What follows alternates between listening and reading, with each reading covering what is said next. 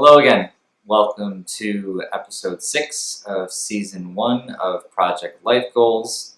We're going to be reviewing the work I did to dimple the skin for the vertical stabilizer. If you haven't seen already, I did discover my first mistake.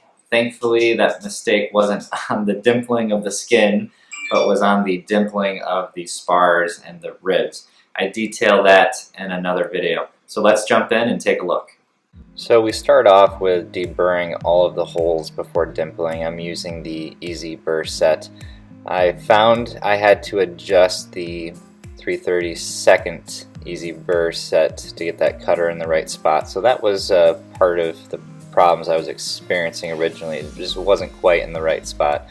So things did get quite a bit easier with using that once I did a proper adjustment on it. So just make sure that if you have an Easy Burr that you keep it in adjustment so that cutter is always engaging correctly on the front and back side of the holes.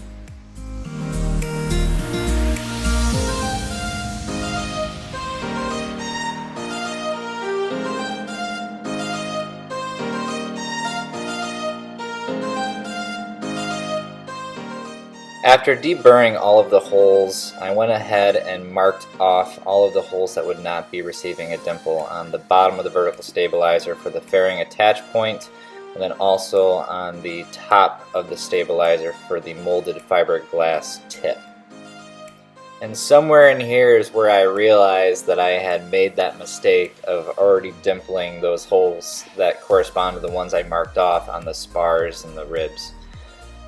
Oh well, we got through that one and it'll be okay, but it definitely was a very frustrating moment for me personally, being the first mistake. I found the DRD2 a little bit tricky to get used to for it being my first time. I did not use it for any of the edge holes just because of the balancing act that goes into using it.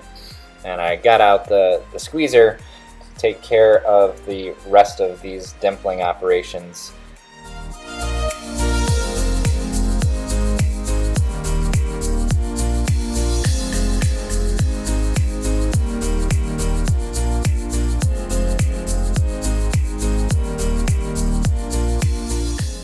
So I went ahead and I slowed down this footage. It's still sped up a little bit, but it's not the normal rate that I use, just to give you guys a little bit better view of the operations for dimpling.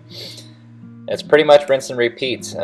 Dimpling is certainly not a difficult operation, it just takes time, but I very much did enjoy the process.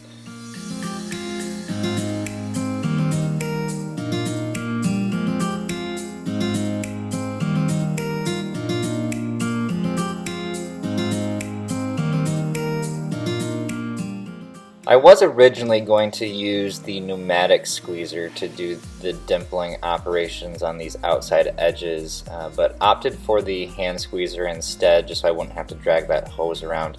I think that was probably the best approach in terms of time invested because I wouldn't be fighting that hose. But I'm curious, what do you guys use for doing these edge dimpling? Do you use your air squeezer or do you use a hand squeezer for these dimpling operations? Leave a comment below.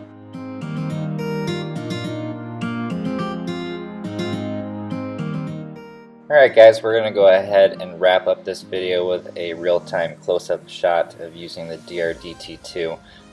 The reflection of the skin definitely makes for an interesting view. So where we're at right now in terms of time invested into the project is a total of 10 hours of real work, 18 hours total project time once you include the inventory and cleaning items, and then a total of 30 hours once you add in all the video editing. Certainly adds a bit more time than I was hoping, but I'm very much enjoying this process and hope you guys are enjoying these videos as well. I'm a little bit behind on the video editing. I've actually got 3 that I'm doing today. I'll let these stagger out in terms of the release times, so there's a day or 2 in between them, so you guys will have to wait for the next 2. Thanks for watching. Like this video if you enjoyed it. Leave a comment below for any questions or suggestions you have, and don't forget to subscribe and hit that bell so you get alerts to follow along. Thanks. Take care.